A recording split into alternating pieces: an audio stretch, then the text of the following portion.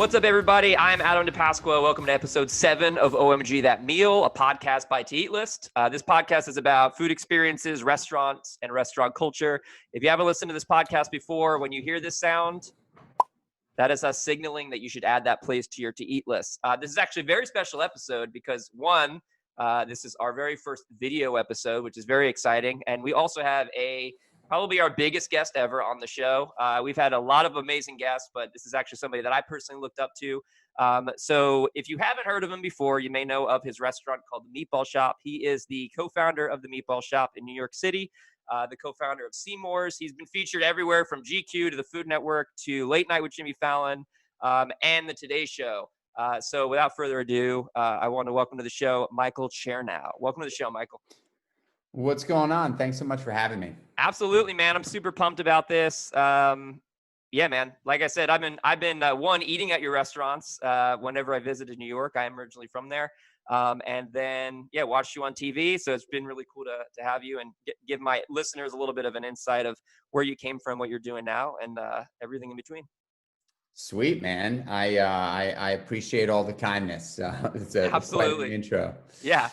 So I would just kind of like to start from the top. So can you give our listeners a little bit of a background as to how you got started with the Meatball Shop specifically? That would be awesome. Yeah, no problem. Well, I grew up in New York City, and from an early age, I wanted to have money in my pocket.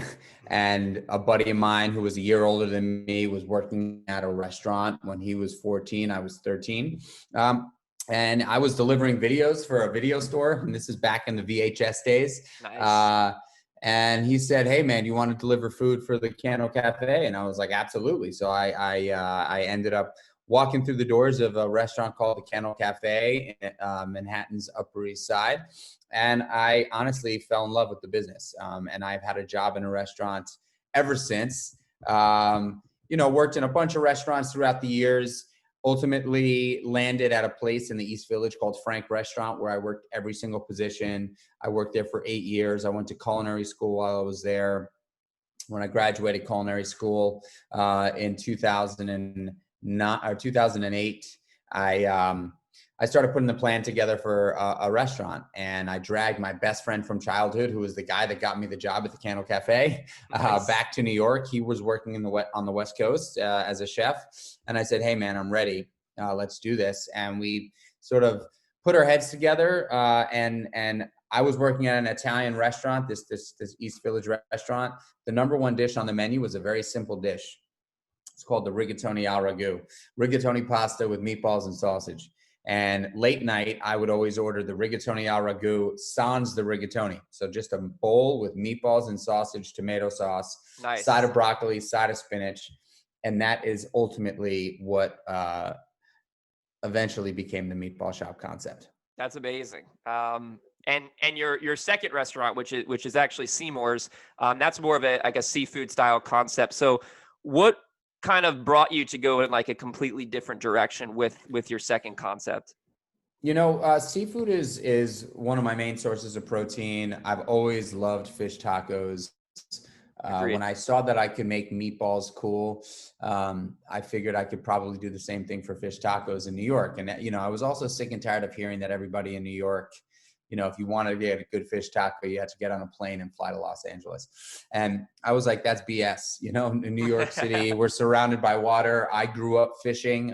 Every Sunday I would fish with a bunch of friends in my sports group. And so fishing was a big part of my upbringing and part of my DNA. And it's still a passion of mine today.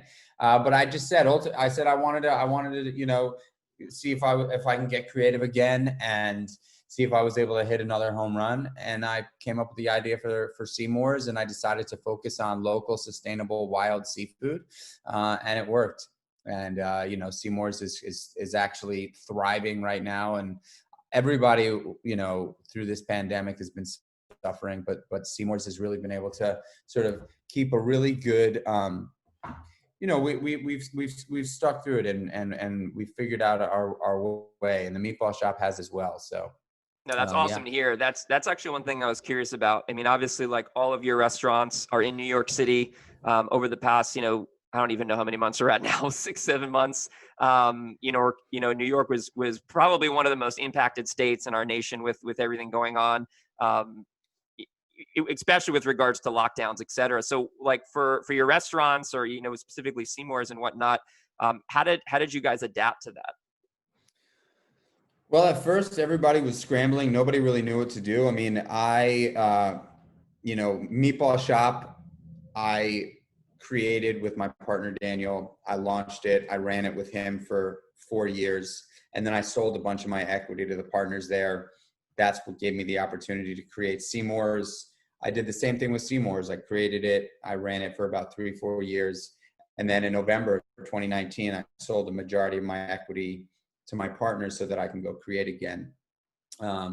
Obviously when this thing happened, I jumped back into action with the teams there, and we started working on figuring out how to best weather the storm. And the storm is still happening.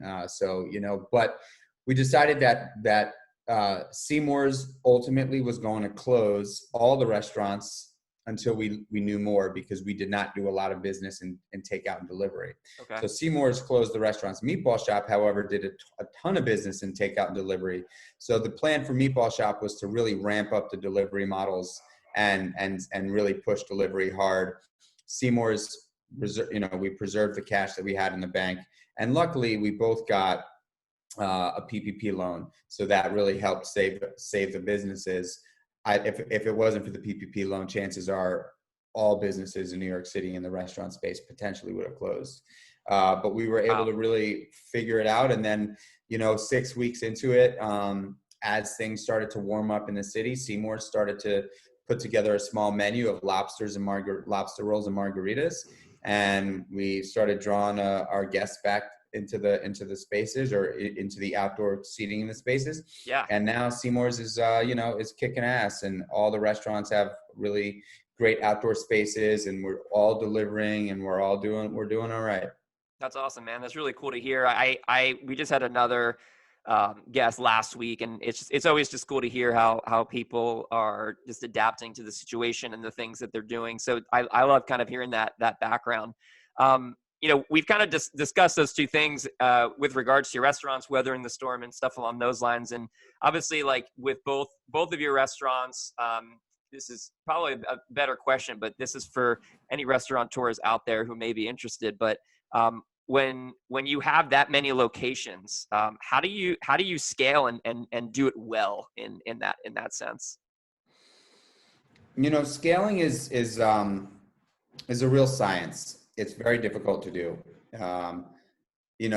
Opening up one restaurant is very, very difficult, and succeeding. Mm-hmm. Going from 1 to 2 is probably the hardest.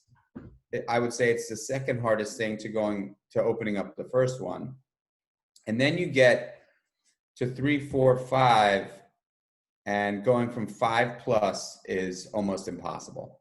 It's very, very difficult. I would say it's probably harder than it's definitely harder than going from 1 to 2. Might be as hard as opening up your first one. But really, at the end of the day, it's really about communication.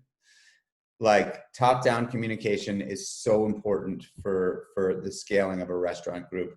The first thing to go typically is communication and culture as you scale. And those are the two most important pieces of the puzzle in any business, as far as I'm concerned. So if you're not paying close attention, that's when things really begin to unravel. And you'll see, like, a lot of restaurant groups, they'll like stop growing at 5 restaurants because the communication falls to the wayside, the culture falls to the wayside, people stop caring. When people stop caring internally, people, guests stop caring, and that's when shit fails. And so, I would just say to any restaurateur listening out there, really, really pay close attention to communication. Do not let communication slip. There's staff meetings are very, very important. Making sure that everybody on your team really understands what's happening, really understands why decisions are being made. When a group of people get told what to do out of nowhere and they didn't have any sort of insight as to what decisions were being made and why, it becomes a challenge to get people on board. And so that communication is super duper important. No, I love that. My next question was actually about culture. I don't know if you could share any bits behind the scenes of like what that looks like to build culture in both of your restaurants, and love to hear a little bit of a background of how that happens. Yeah, I mean, I'm also coined as the culture cowboy at the restaurants. Love it. Culture is, I would argue, to say, the most important piece of the puzzle. I think those two things, communication and culture, but really culture and communication falls in line with culture, right? I'm in a very fortunate position because I'm not a guy that just came out of nowhere and said, I want to own a restaurant or open a restaurant. I've been working in restaurants as a technician for many years before I opened my first restaurant. So I really understand what it feels, not what it is to be, what it feels to be a restaurant employee. And I know what it's like to work for great employers. And I also know what it's like to work for really difficult employers. What I learned in the businesses is that humility is probably, from a leader's standpoint, humility and empathy are very important qualities to have. And once you feel like you're too good or too, if the hierarchy is too polarizing, nobody wants to be a part of that sort of organization. And so from the day one, I'm a get my hands dirty kind of guy. And I'm in there, I'm in the trenches. If you didn't know who I was and you were sitting down at the restaurant having dinner, you would potentially believe that I was a busboy or a waiter, and that's the way I like it. I like walking into the restaurant. The first thing I do every single time I walk into any one of my restaurants is I make my way around and I say hello to everybody and I high five. Most of the time I high five. I used to hug, but we don't hug anymore, really. But I'm a hugger and a high fiver. And so before I address anything else in the restaurant, a light bulb that's out, a guest that needs attention, I make sure that I touch base with every single person from front of house to back of house. And I say, hey, what's up? And I do the same thing on my way out. I never leave the restaurant without saying goodbye to everybody.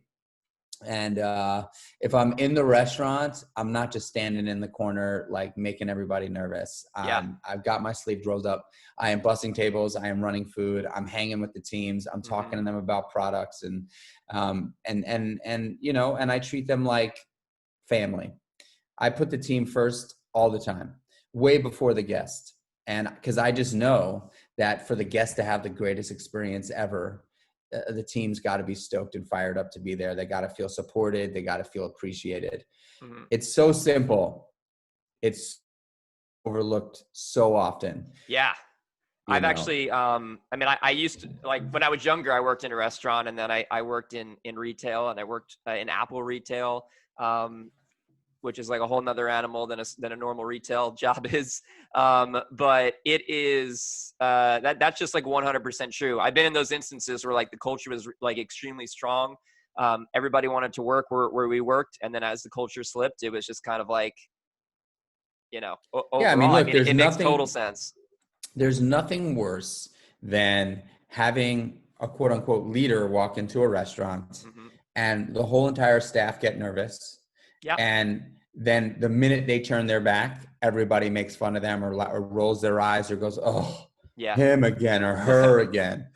That's just a terrible environment. It's toxic. It's cancerous. People steal from you. Nobody really cares. Like at the restaurants, we sort of looked at these boxes, these 4-wall boxes as our second home. And we treated them as such, right? Like if there was a ding in the wall and the paint was chipping, man, we cared about our restaurant. So we went downstairs, we took out the can of paint that we have for every single different color in the restaurant, and we just touched it up. And, and that little piece right there is a true sign of great culture. Yeah. When people feel strongly about keeping their place looking good, and I have a bunch of stories that I tell the staff. And I also think a big part of it is the hiring process. And for every restaurant opening that I've done in my career as the CEO or as the leader of the ship, I've made sure to hire every single person that opens that restaurant. There's not a single person that's on the team that has not interviewed with me. And it's not because I'm this like, scary guy. You know what I mean? I'm just not. I'm like a very approachable, really fun, like stoked about life kind of guy. But I just know that cultural fits are very, very important. And if you can't smile, I don't care how long you've worked in a restaurant. I don't care how many Michelin star restaurants you've worked in. I don't care how many, hours you've spent on the line. If you can't look at me in the eyes and smile, I can't have you. Yeah.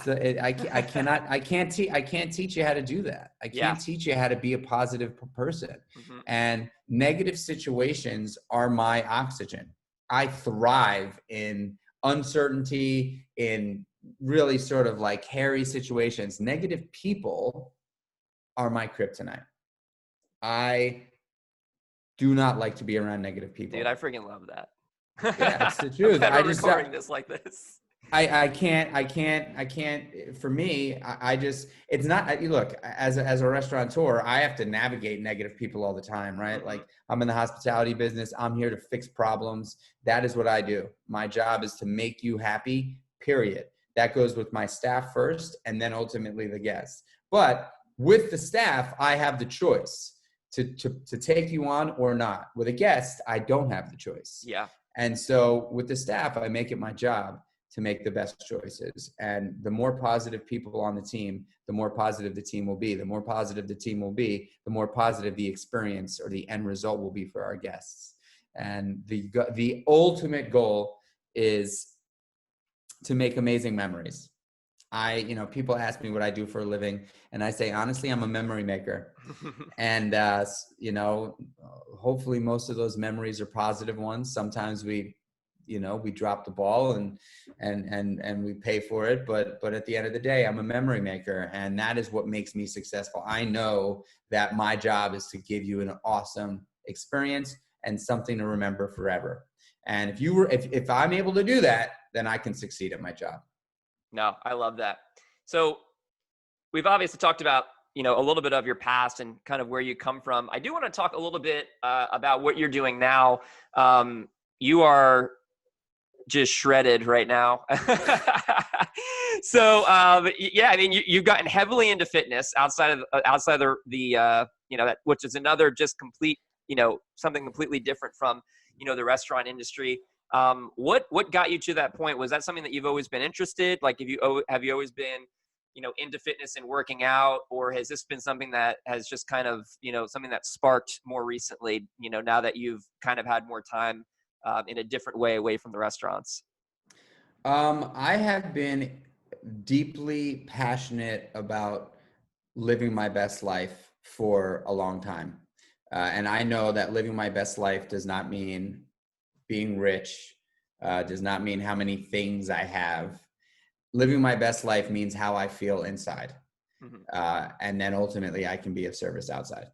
And so fitness and nutrition, mindset, those things are my number one priority in life. I put it before my business, put it before my family. I put it before everything, because I know that if I feel well inside, then and only then can I be my best self outside. Mm-hmm. So I'm a better father, a better husband, a better brother, a better son, better business owner, business partner, all that stuff when I take care of myself first. Yeah. And so I wake up very early in the morning. I wake up at 5:15 every single morning. I'm very fortunate that I have a gym in my house that I've set up in my garage. So I wake up in the morning, I go downstairs, I drink my pre-workout every day. I pop into the gym and I get after it really hard. I'm done by 7 a.m. I have a really great breakfast and then I'm ready to go. And that has been the foundation of my life. That has been the cornerstone of my success and happiness for about 16 years. I made a big change in my life when I was 23. Okay. I wanted to get serious and I wanted to start taking life seriously. And so I decided to actually set goals and stick to those goals. And fitness is a huge part of it. And yeah, so, where I'm at today is a little bit different than where I was in, rolling out my career as a restaurateur. I've actually decided in the pandemic to take a little bit of a pivot for the time being. And that pivot is going to be following another sort of passion that I have in the world of wellness. So I'm, because I'm not tied to either Meatball Shop or Seamore's on a day-to-day basis right now, I've been able to sell my equity at both of those companies to my partners there. I've been developing a new concept called Creatures of Habit, and it's Awesome. Originally it was going to launch with a restaurant, but obviously I'm not investing money in brick and mortar currently right now. Who knows what the future will have? Sure. But it is going to be a business in digital wellness, and I'm going to be creating nutritional products to sell to a bunch of awesome people that want to live their best lives based on the habits that I've lived by for the last many years. Habits are everything. I know that's true. Habits are absolutely everything. They define how you feel inside. They define how you look outside. They define the people that you end up hanging out with. They define what time you go to bed and what time you wake up, and what you eat and how you move your body and how you treat people. All those things are all due to habits that we have, good and bad. Sure. And so my next thing is called Creatures of Habit, and that should be launching early 2021. Awesome, man. That's really exciting. We'll keep an eye out for that. So, my last question, where do you see restaurants going, in the next upcoming years? Obviously, like, foundations have been shook a little bit. But, where do you see the future, in the next 2-3 years? Human beings crave experience, right? I mean, it's a known fact that most people in today's day and age actually say that they would rather spend money on experiential opportunities than on things. So human beings crave experience. The restaurant business is not going anywhere. It's suffering. But I believe that sometimes through, it's similar to the stock market, right? In the stock market, there's just corrections. And when you're in it for the long haul, you got to sometimes sit tight through the tough times. And so that's what the restaurant business is experiencing right now. But human beings crave experience. So I do believe that everything will be okay, and restaurants will be up and thriving again. Look, there's going to be a vaccine for this pandemic eventually, and people are going to ultimately start to feel comfortable going out again. Yeah. I do believe, however, that if you are thinking about, if you currently have a business in the restaurant industry, or it's a passion of yours and you're looking to get into the restaurant industry at some point, the one thing that I would just make sure of is that you have a menu that travels well, so that people can order it for takeout and delivery, because I do ultimately believe that a lot more people are going to be working from home, just period, going forward. Like, we figured out that there is an opportunity for people to work from home, and I don't see that shifting back completely. I think that people are ultimately going to be staying at home, and large businesses are going to be capturing a lot of cash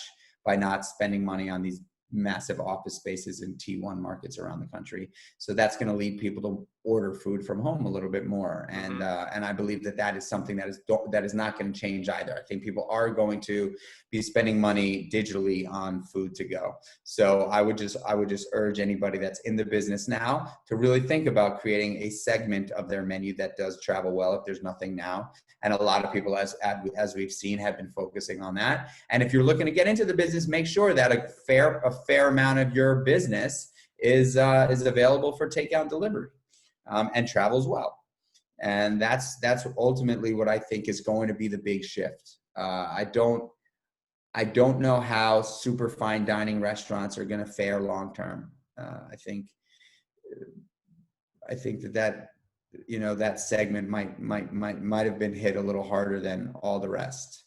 Only, for a number of reasons, but one specific is money. Sure. Money.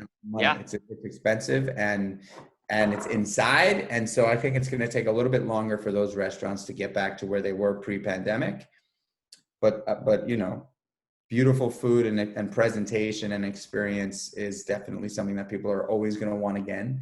And so I think everything is going to fall back in line. It's just going to take some time. No, I agree. Yeah. I mean, I worked from home prior to the pandemic. So, and that need just to want to get out was always there. And then after this, it was, it was kind of even more. I'm like, oh man, like I've already been working from home. I've already am home.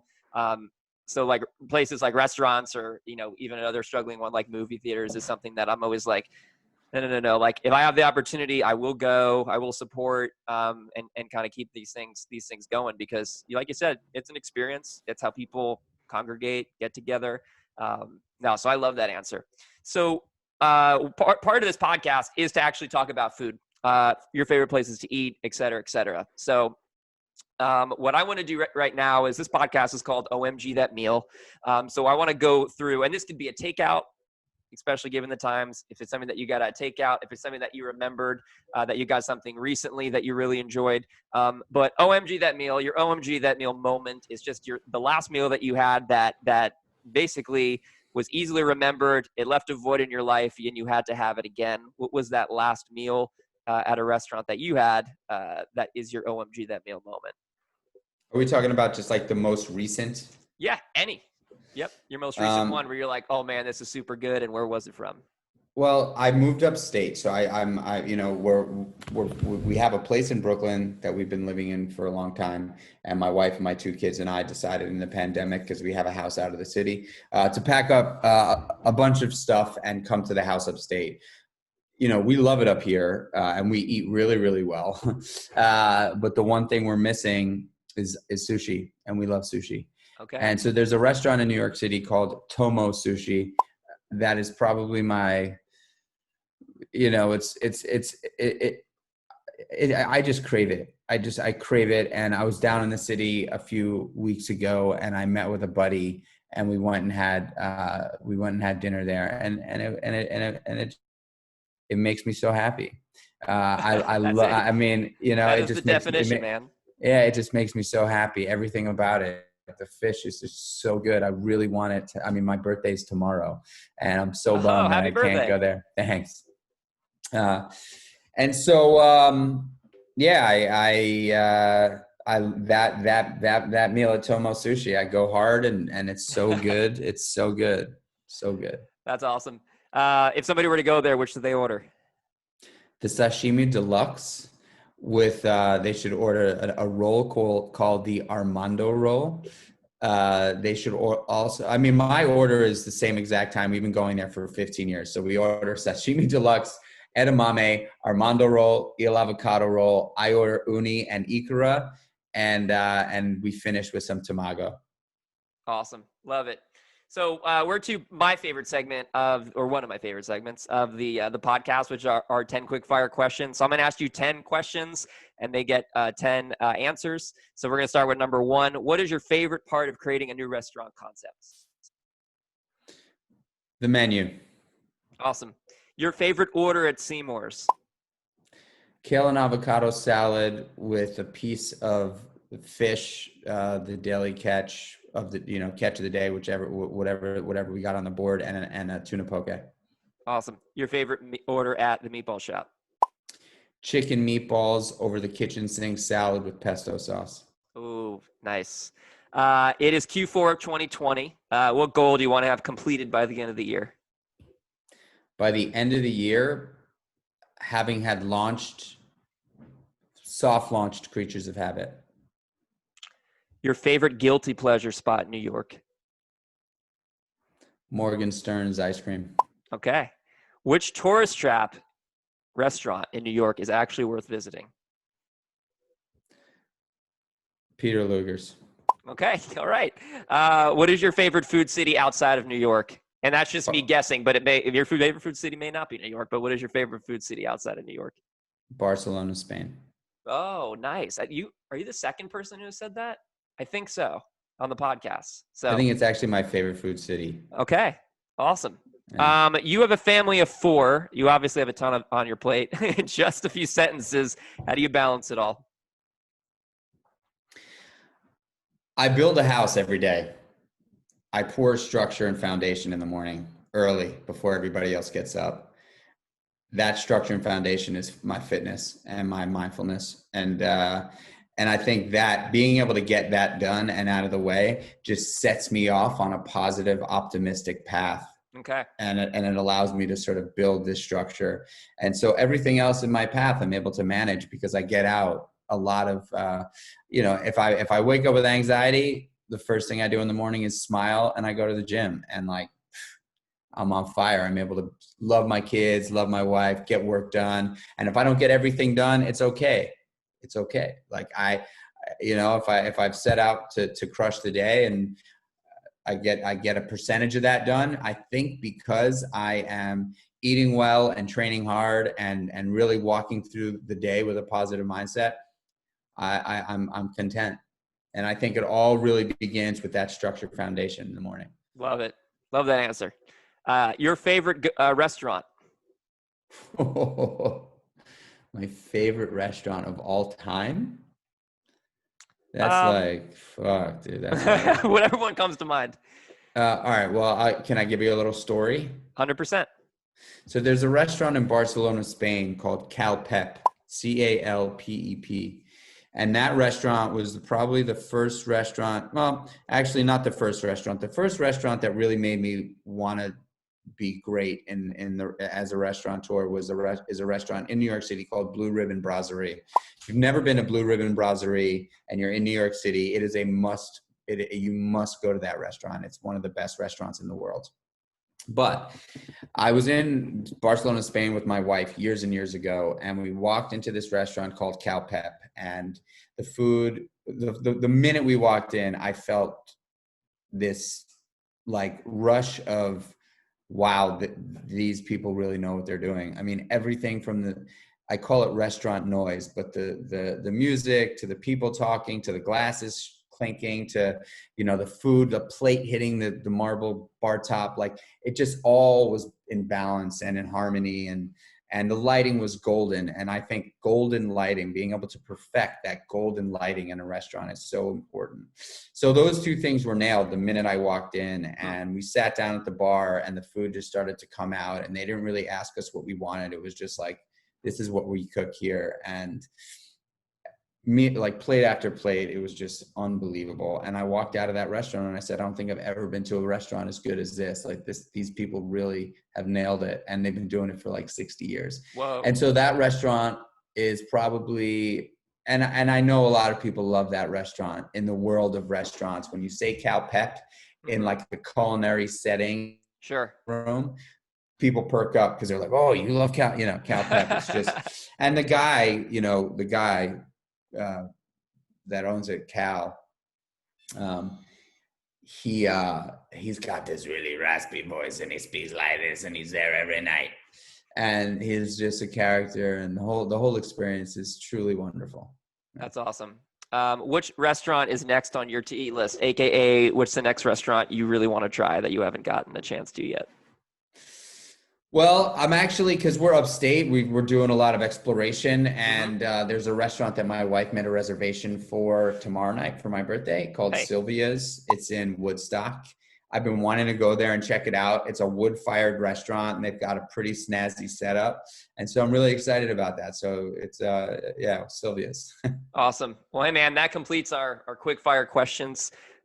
Super appreciate you sharing all those experiences and knowledge bombs. So that's everything, man. I want to just give you a chance to plug anything you got. We know that you got a new brand launching.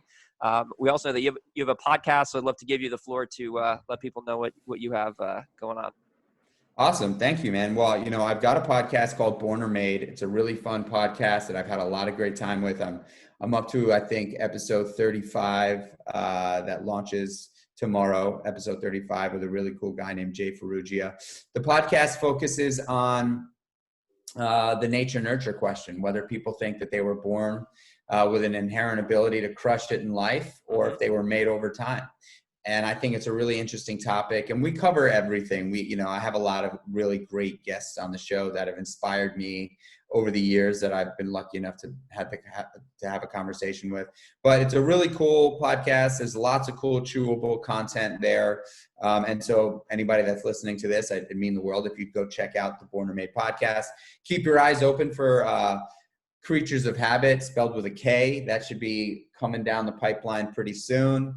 Obviously, if you've never been to Seamore's or the Meatball Shop, get your ass over there because those are great restaurants. Yes.